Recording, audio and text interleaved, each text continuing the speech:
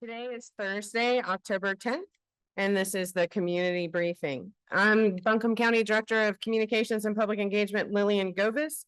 Today, we will be joined by County Manager Avril Pinder, Ben Woody, Assistant City Manager with the City of Asheville, Asheville Regional Airport CEO Lou Bleiweiss, Woodfin Town Administrator Shannon Tuck, and Jessica Silver from Buncombe County Environmental Health. I'll turn this over to County Manager Avril Pinder. Thanks, Lillian. Good morning. As of 9:30 a.m. this morning, 36,000 customers remain without power in Buncombe County.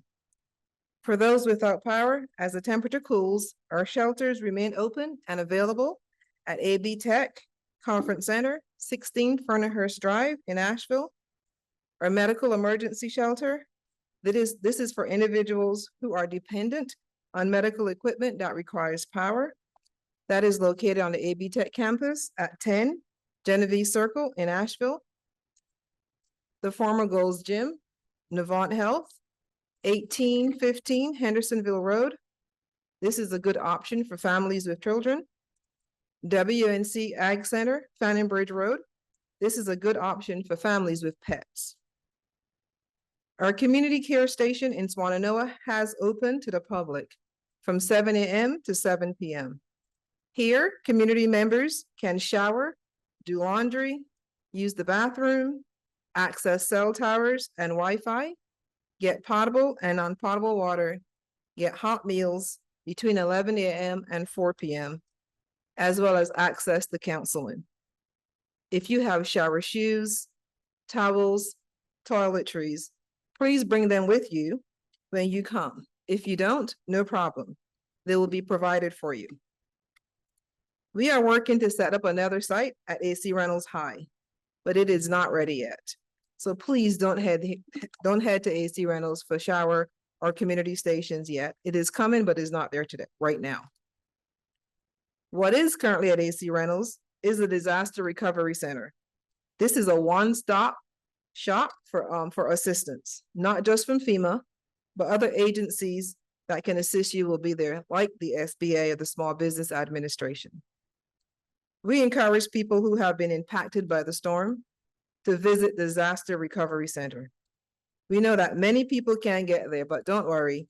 Their teams, the FEMA teams, are going out in the community to help survivors apply for assistance and report any emergent need. As a reminder, they will have a FEMA badge. Please watch out for scam artists and make sure you see that badge. FEMA will never ask for money. The FEMA Disaster Survivor Assistance Team, they'll be out today in these locations.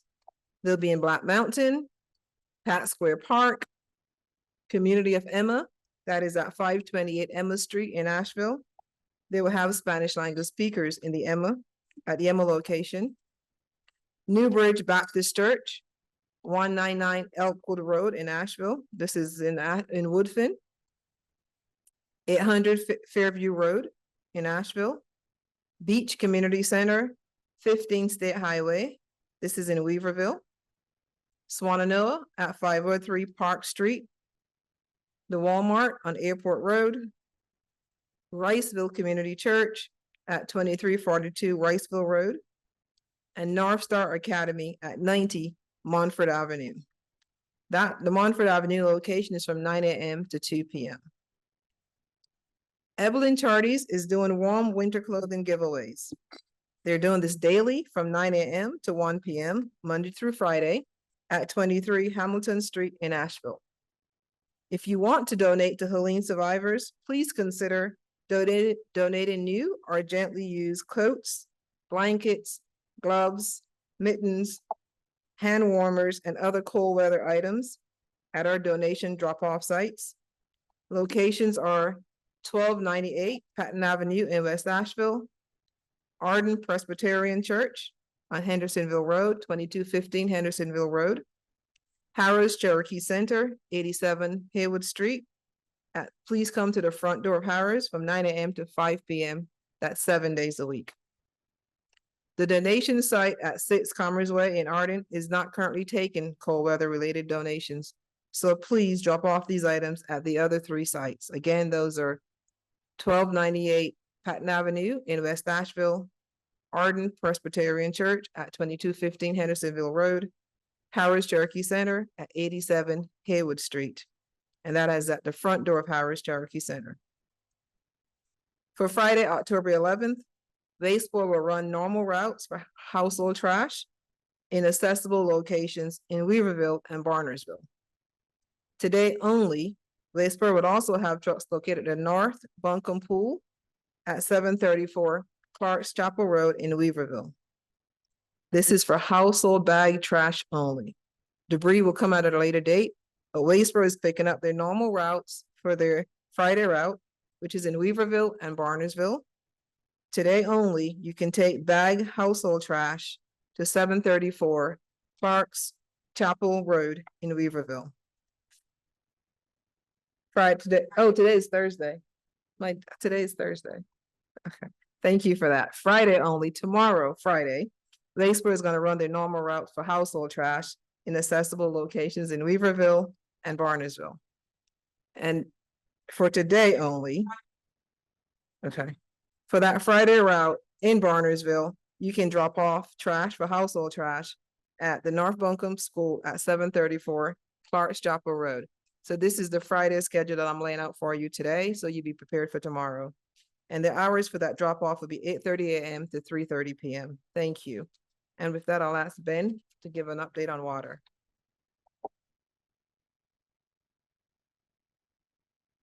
Thank you, Ms. Pender. Ben Woody, Assistant City Manager, City of Asheville. Last night at 1:30 a.m., contractors completed the connection of the 36-inch bypass water main. So what this means now is that our North Fork water treatment plant is now reconnected to the water distribution system. This is a significant milestone in our ability to begin the process of restoring water. So what I want to do real quickly is I want to recognize and thank the City of Asheville Water Resources Department, T&K Utilities, and Tanoka Construction for their remarkable efforts to make these repairs in less than 10 days. I have 2 pictures that I want to show. The first is last night, the contractors kind of wrapping up that utility line. That is the elbow that connects North Fork to the distribution system. Then my second picture, which is I just want to kind of recognize the T&K Utilities staff. These are the folks that completed this work. You can see they're taking a well-deserved moment of rest, and this is at 1:30 a.m. last night. So we just wanted to share this significant progress that we've made in restoration of the water system. And while we've crossed a significant milestone, I just want to remind the community there is still much work to be done for us to safely move water from our extremely murky and turbid reservoir into the distribution system. So I will be back Friday to address those next steps in more detail. Thank you.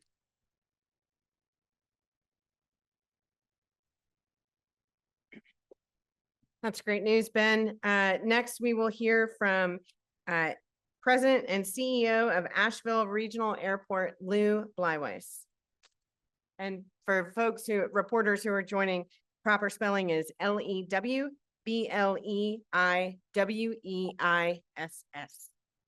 1 S. Almost got it right. 1 S.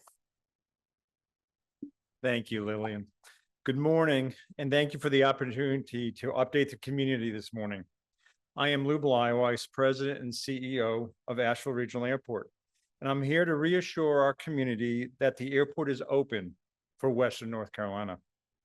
For more than 60 years, Asheville Regional Airport has been a critical part of our region's infrastructure, providing vital air connectivity for our region's residents and businesses. We know that so many rely on air access for many different reasons, and its importance became abundantly universal to all of us when Helene arrived in our mountains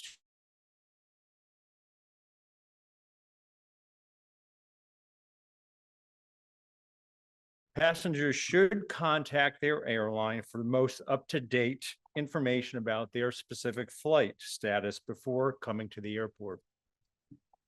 Such as note on ground transportation, such as taxis, Ubers, and Lyfts. Ground transportation is available and has somewhat stabilized with the return of fully operational gas stations.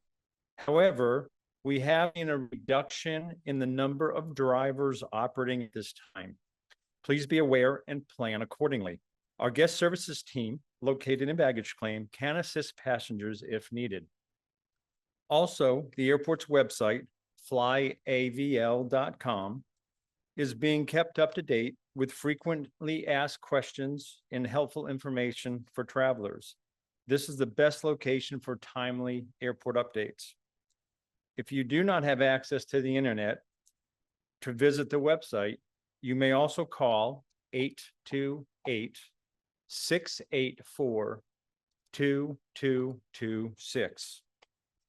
I would now like to spend a brief moment to provide some perspective about the last 2 weeks at our region's airport. Today, our airport team is catching its breath after the past 2 weeks of unprecedented challenges and transformation. Overnight, we became a critical disaster relief gateway, supporting military, emergency responders, and civilian pilots in delivering essential aid to those in need. If you are near the airport, you've likely seen and heard constant buzz of helicopters, military planes, commercial jets, and general aviation aircraft that have been in our area following the storm. All part of the monumental coordinated air response effort. We have seen a 300% increase in flight operations during the disaster response, and our team has worked around the clock to ensure the massive air relief efforts are supported with safe and efficient operations at our airport. In addition to this essential relief aviation activity, commercial flight operations at Asheville Regional Airport resumed quickly to serve the people of Western North Carolina. We know air connectivity is especially important in times of crisis. It is a lifeline for many, including for our displaced neighbors. We are deeply thankful to our commercial airline partners for their service and to our passengers for understanding the extraordinary circumstances we currently face. It is important to emphasize that commercial activity is not impeding any of the relief efforts taking place at the airport. The relief flights have been and will continue to be our top priority as long as necessary. I would like to thank our incredible employees at Asheville Regional Airport and our aviation partners who have worked tirelessly, some working many days to support the relief flights before going home to assess their own properties and be with their families. I commend their dedication and am extraordinarily proud of our team. Like many other agencies in our region who have received mutual aid, we received invaluable assistance and support from countless agencies and partners near and far. I would like to specifically mention the airport industry that mobilized quickly and sent teams of airfield operations, public safety, maintenance, emergency response experts, and others to assist our local Asheville team with the incredible 24/7 work needed to operate at a vastly increased capacity. Thank you to Charlotte Douglas International Airport, Raleigh-Durham International Airport, Piedmont Triad International Airport, Wilmington International Airport, Charleston International Airport, Knoxville McGee-Tyson Airport, Cincinnati Northern Kentucky International Airport, and Fort Lauderdale International Airport. Words cannot express our gratitude, and we are humbled by the kindness and generosity of others. Asheville Regional Airport remains committed to supporting our community every step of the way. Our team, like all of you, live in Western North Carolina. We raise families here, and we are so proud to do our part. Thank you.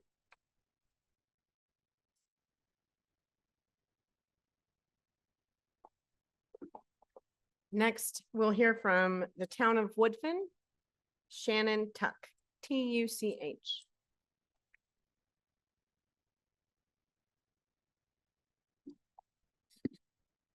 Good morning.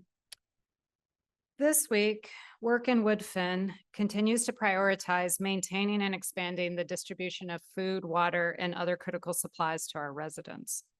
Newbridge Baptist Church, located at 199 Elkwood Avenue, continues to serve as the main hub for much of Woodfin and operates daily. Water is being distributed from 10 a.m. to 5 p.m., and food, ice, and other goods are available from 3 to 5 p.m. From Newbridge Baptist Church, Woodfin staff and other volunteers continue to shuttle hot food, water, and other supplies to Victory Baptist Church, located at 80 Olivet Road on the west side of the French Broad River. Victory Baptist has now expanded their hours and are open from 12 to 6, Monday through Saturday. Additionally, for those residents on the west side, we now also have New Liberty Baptist Church, located at 623 Olivet Road, also offering assistance Monday through Friday from 9 to 10 a.m. and in the afternoon from 4 to 7 p.m. Also added to the community assistance centers is New Life Community Church, located at 147 New Life Drive off of Riverside Drive.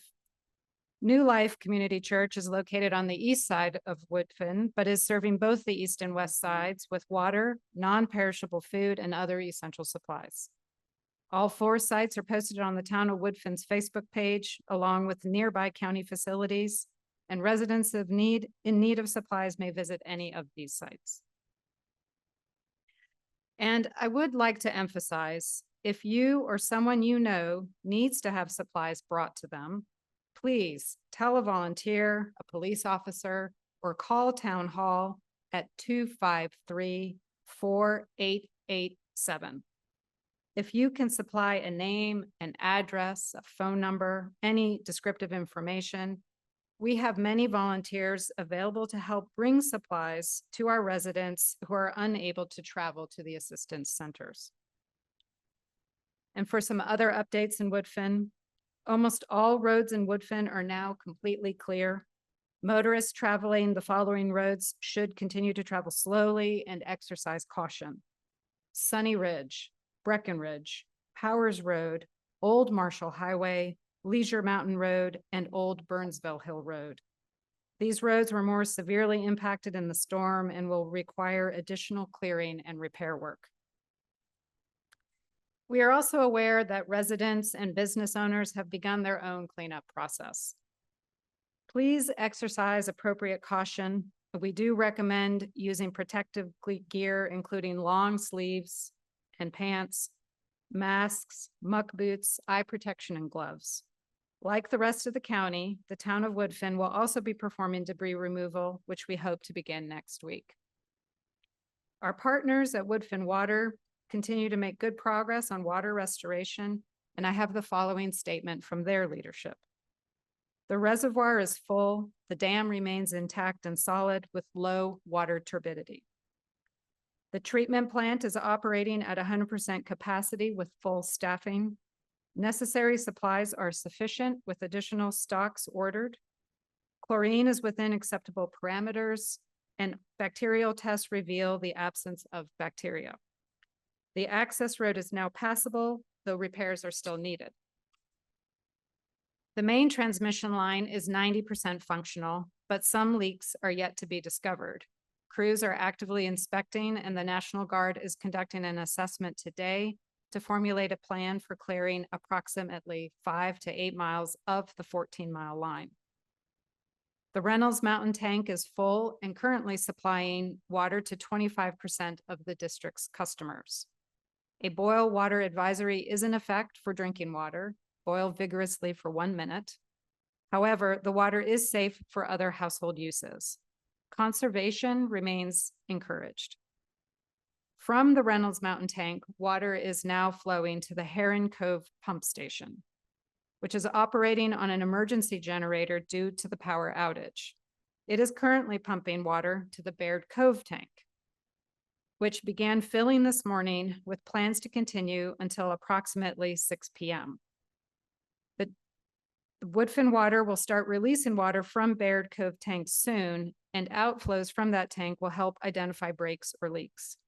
When released, customers will receive a text alert to conserve water as inspections continue. At this time, all known breaks have been repaired except for those on Periwinkle and Old Burnsville Road, which are expected to be fixed by the end of today. The town has also heard from our partners at Duke Energy as their crews continue their restoration work in Woodfin. Power is slowly being restored to many of our residents, but several pockets were more severely impacted and remain without service. If your street or community has not received power yet, please be assured that you have not been forgotten and that crews have simply moved to repairing key feeder lines that will supply power to your area. However, if you find that you are the only one on your block or in your community that does not have power, please report your outage to Duke Energy by calling their number at 1-800-POWER-ON.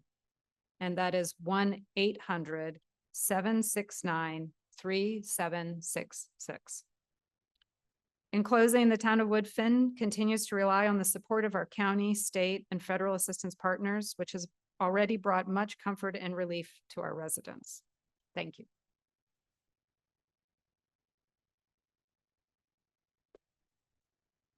Our last update today will be from Jessica Silver with Buncombe County Environmental Health.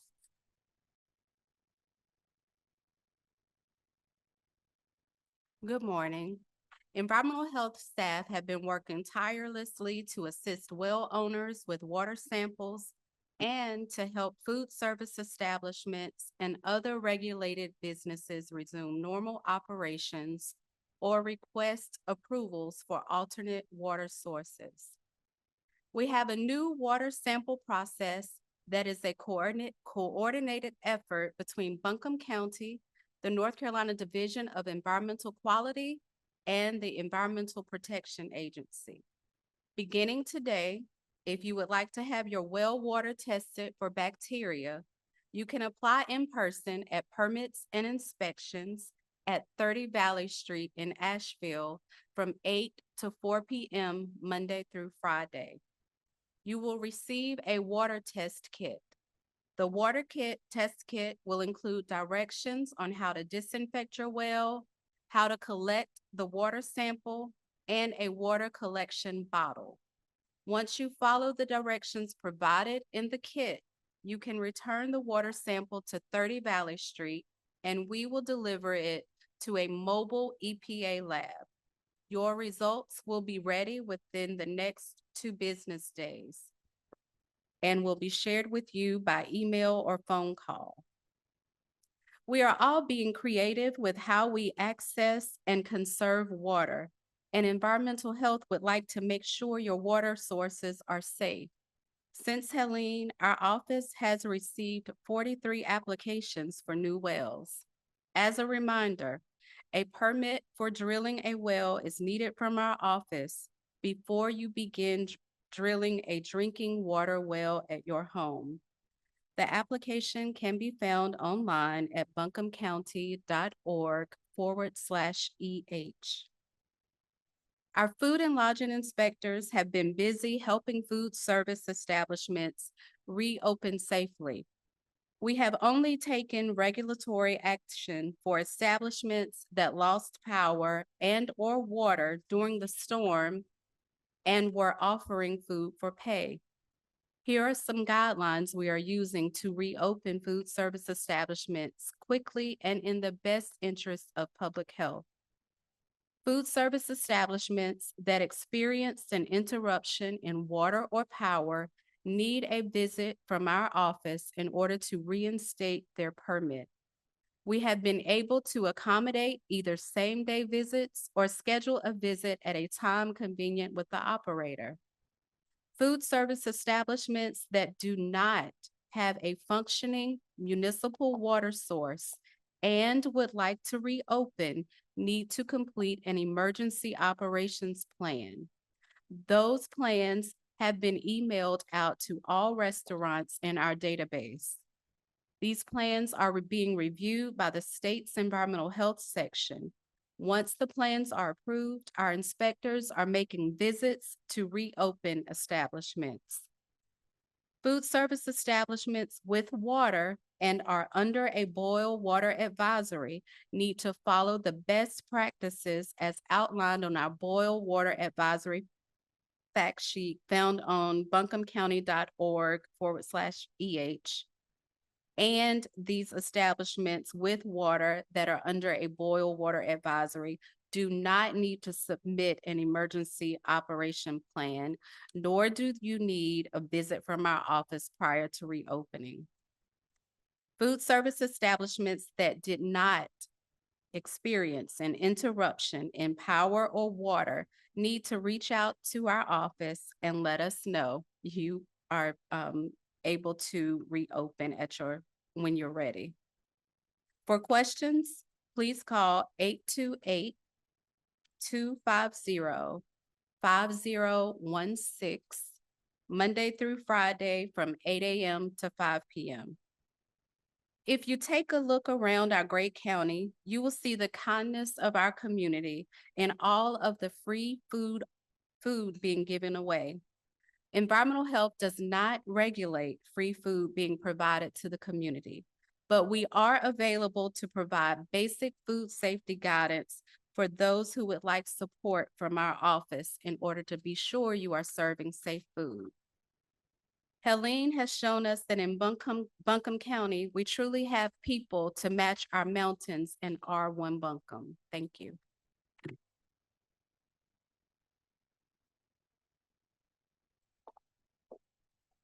That concludes our members who are providing updates to the community. A couple things I want to touch on before we move to questions.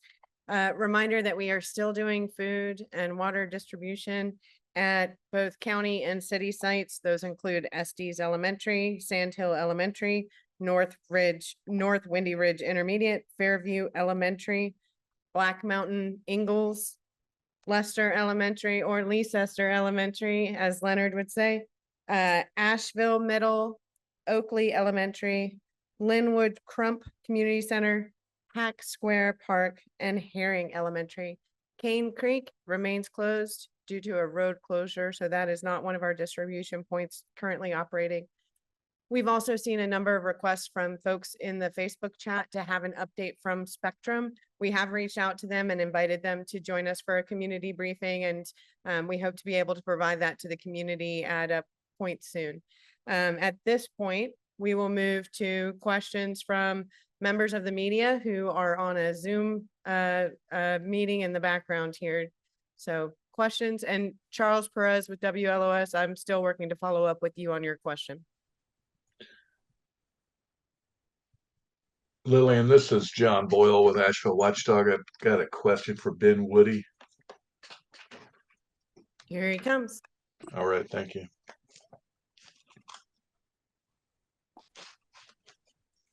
Hey, Ben, kind of two-part question. I know you talked about this yesterday too. On turbidity at North Fork, is that something that is, would you say, improving every day as far as the clarity of the water? Or can you give us sort of an update on that, just any kind of gauge on how much that is improving? It does improve every day. I will say that it was obviously at its most severe immediately following the storm, and there were some pretty significant drops additionally of the turbidity levels.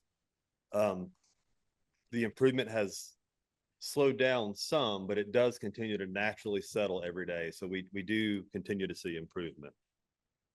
And would you say, is that the major impediment to water restoration right now, or is it getting the distribution lines back in place? It's both, of course, but absolutely. I mean, we have to be able to put water into the distribution system to really to significantly move restoration forward. Because I'll remind customers, as we put water into the system, we're going to find new breaks that require repair. We're going to find new issues. So yes, I mean, I think our ability to begin to charge the system from North Fork is critical to advancing restoration. And it looks like the crews are making remarkable progress. Just as the physical part of getting pipes in the ground. Can you give us any kind of just status on how far they've gotten back? Looks like they were, coming along the Swananoa River Can you kind of tell us where they are on that? Yeah, I mean, they're crews spread everywhere, but I'm gonna say in terms of the major repair work that is underway, we are again, yesterday we showed some video of our contractors at Azalea Park. So that's really where we're focusing that major repair work right now. So we've made good progress of really beginning to get into what I would say is the city of Asheville with those major east-west transmission line repairs. So we're really getting the distribution system ready to begin receiving water. We feel good All right, about thank that. you. Those are Yeah. my questions. Thank you. This is Will Atwater of North Carolina Health News. I was trying to catch Ben before he left. Just a real quick question. Ben, can you share the photos, like the images that you had today and I think maybe yesterday? Can you make those available? Yes, we are doing that on our city website. The county is as well, and I'm sure they can help the media get access to those photos. Okay, thank you. Hi, it's Laura Lee at Blue Ridge Public Radio. I just want to make sure we're clear. Sorry, Ben, this isn't for you, I don't think. On the community care stations, just want to make sure we're all getting the right information. So there is one open in Swannanoa at the moment. And do we have an address for that? And then the second one is at AC Rentals. It's not yet open. Do we know when it will be open? Correct. The first one is in the front parking lot area of the Swannanoa Ingalls or Swingles if you're local.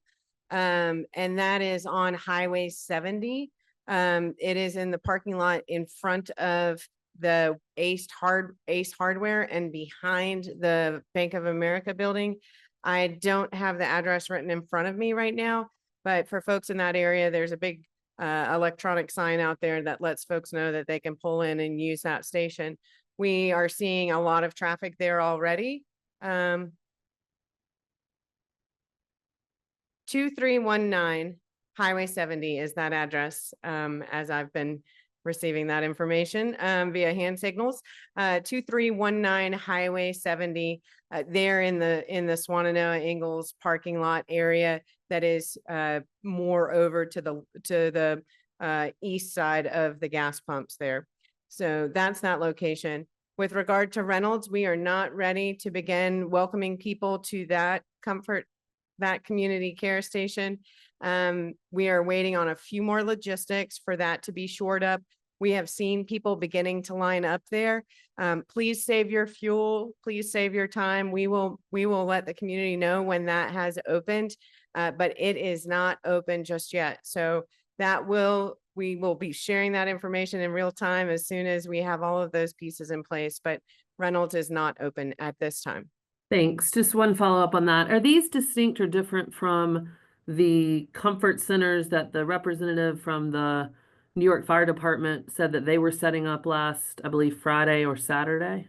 They are one and the same. So Fire Department of New York is helping to facilitate these. We also have some private partnerships who are helping to facilitate this, and along with FEMA. So it is a group effort. All Souls Counseling is out at the location in Swannanoa providing counseling services. So there are a number of different people who are working together, different agencies, different supporting mechanisms to help make these be truly a benefit to these impacted communities. Lucas Tomei with Carolina Public Press. We're continuing to see on social media, and some state representatives have addressed this as well, sort of misinformation and or just a general sentiment online that the state or federal response has been inadequate, or just general conspiracies about it. I was wondering, this might be a good opportunity with the disaster recovery center opening and the comfort care centers to sort of address what those partnerships with federal and state entities have looked like, and what that looks like now at this point in the recovery. Yeah, absolutely. Neither the disaster recovery center nor the community care stations would be possible without our FEMA partners at the table at our federal level. So anything to the contrary would simply be untrue. Thank you. Hi, this is Laura Hackett with Blue Ridge Public Radio. I think this would be a question for Lillian. So we've just been hearing a lot of economic anxiety from, folks in the hospitality industry, hourly workers, especially as rent is coming due. So just curious, a few meetings ago, we heard something about an Always Asheville fund that might offer some relief to folks who are, not getting wages right now. Just wondering if there's any more information you could share on how folks can kind of get connected with those resources, if there are any other resources that folks who are not getting an income right now can access, and whether the city or county have thought about a rent freeze at all as folks are, struggling to pay for rent right now. So tomorrow we have Dogwood Health Trust who's going to join us for this community briefing. That's going to be a really great opportunity to get a real-time update on that. Certainly that, again, in that space, there are a number of partners working to help create some ways to ease that anxiety and support our community and our employees who are helping run Buncombe County on a daily basis and make it such a great place. But so we will have that update tomorrow with Dr. Mims and the CEO of Dogwood Health Trust. And if we need to bring back TDA, we can do that too. And any consideration of a rent freeze or any thoughts around that? I don't have any information on that at this time. I will say our Board of Commissioners is meeting next week for a regular meeting on Tuesday, October 15th. So we will be sharing information about what we do have authority over at that time, but we don't have authority over a rent freeze. That's not something that we could put into place legislatively.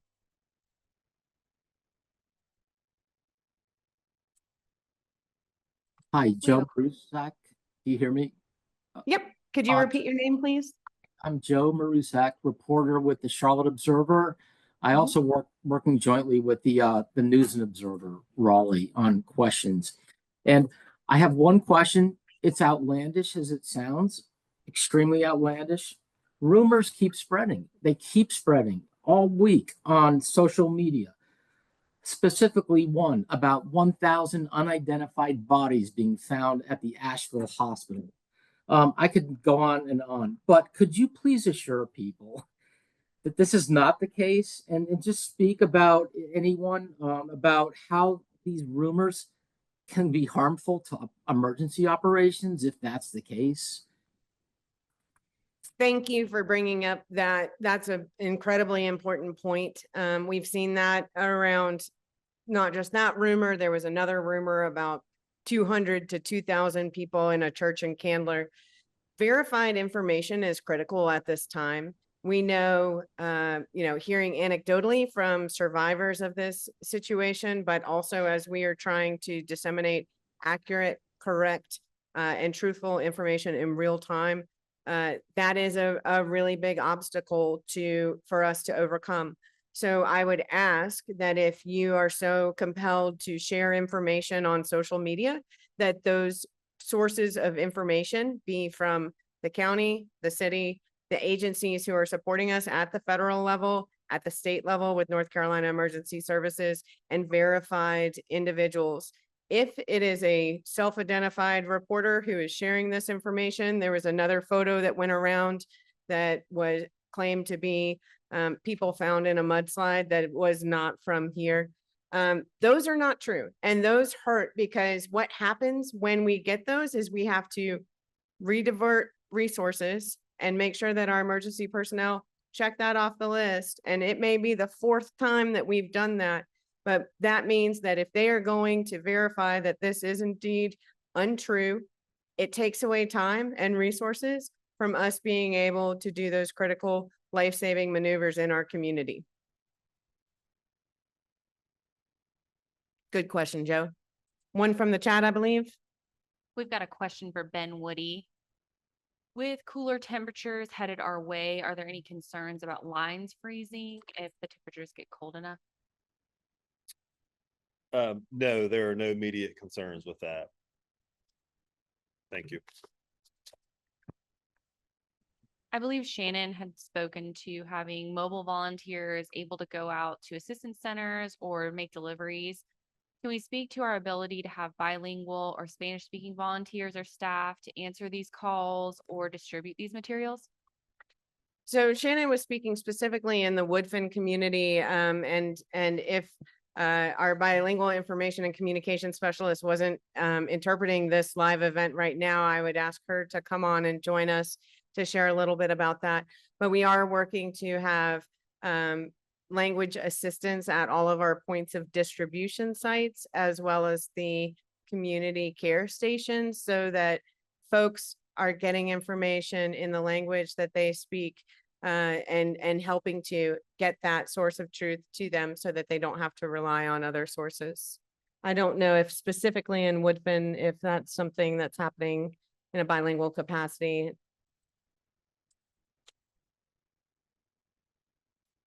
So right now in Woodfin, we have two forms of mobile assistance. One where we are specifically have already identified our Hispanic communities, which is primarily in our manufactured housing parks. And we have put out a call for volunteers who are bilingual. So those individuals are accompanying our volunteers who are doing the food and materials distribution and helping to interpret. So we are providing that kind of translation services. We also are performing mobile assistance to non-Hispanic members in our community, and in those instances, that interpretation is not necessary. We have a few questions in the chat for Jessica and environmental health from Greg at Mountain Express. So while you're walking up, I'll start those questions. Greg wants to know how many restaurants have applied for emergency permits and how many have been approved at this time? And what's the timeline like for how long those applications take to be approved? So we don't have a count on the number of restaurants who have applied for an emergency operations plan. As soon as we get those in, we are sharing those with our state section of environmental health, who have shared that among their regional staff. I believe they have 3 to 4 staff who are reviewing those. And they come into us throughout the day. The approvals come in throughout the day. And as inspectors finish their morning assignments, they come back and get a new list of places to go to in order to reopen.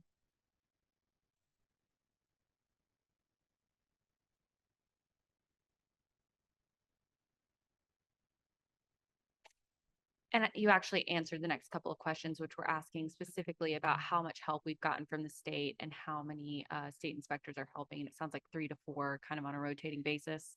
That are remote working. We do have 5 additional inspectors with us this week. And we have, the state has resources available to provide additional inspectors as we need them.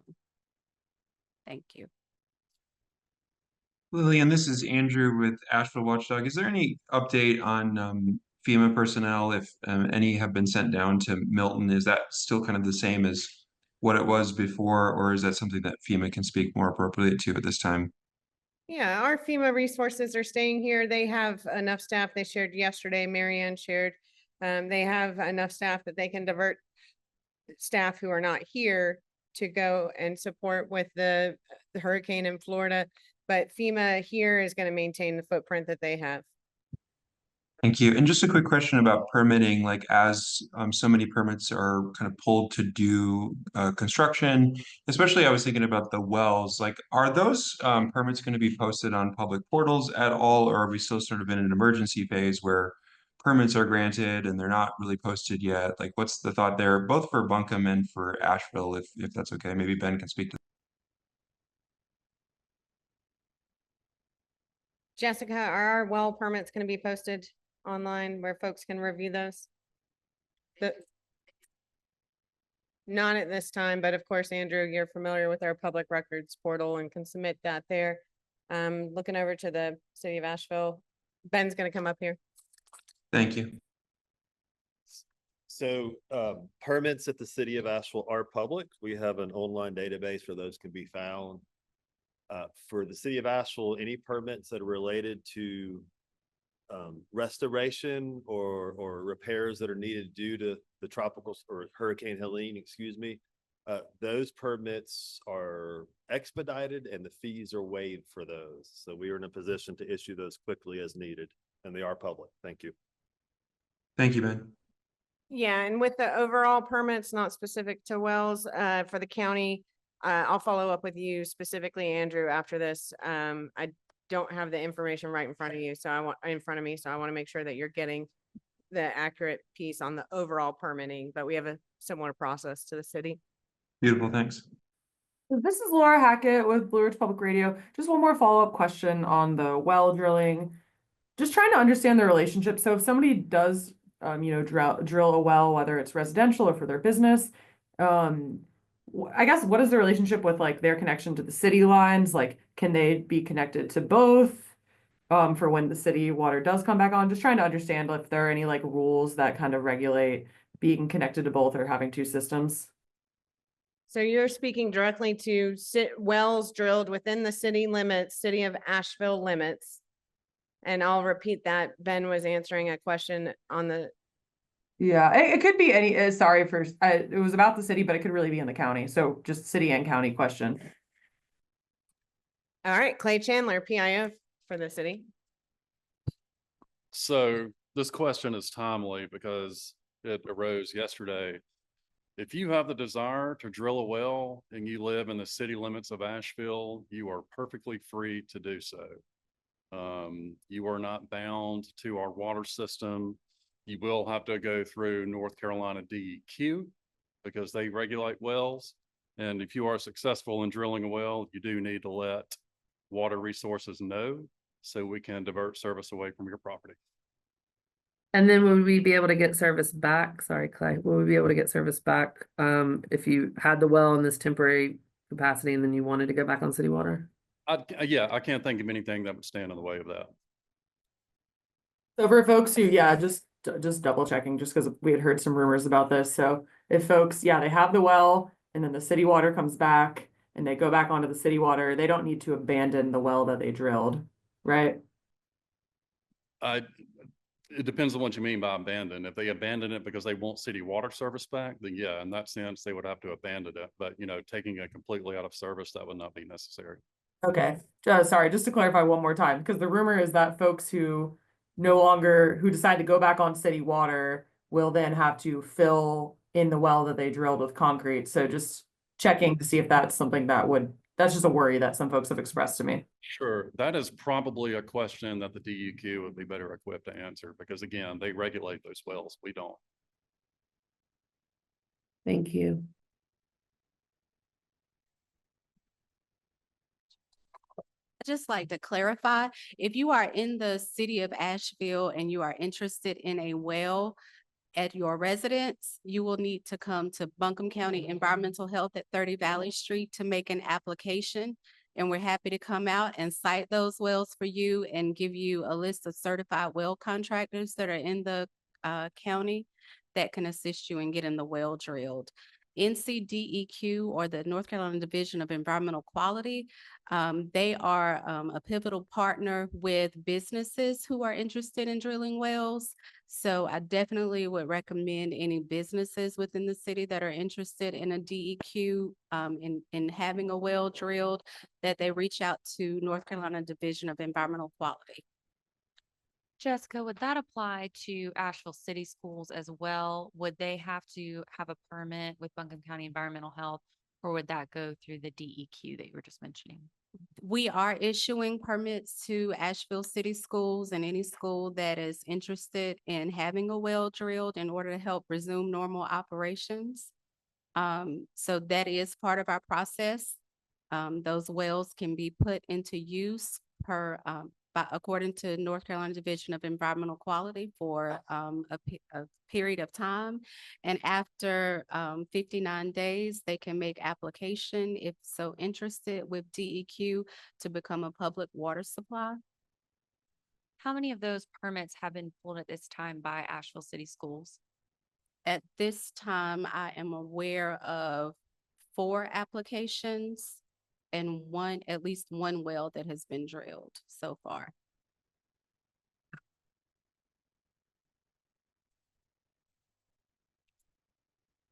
we have any more questions in the chat? Any questions from our reporters joining us online?